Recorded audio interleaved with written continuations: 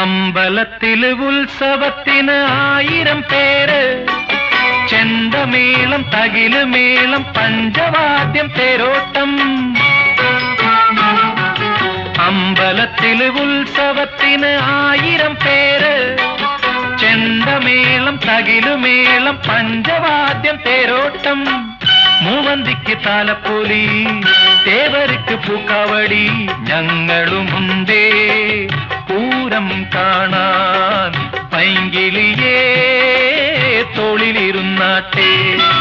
പൂവിരിഞ്ഞല്ലോ ഇന്നെന്റെ മുറ്റത്തും, താളം വന്നല്ലോ ഇന്നെൻ ജീവനിലും.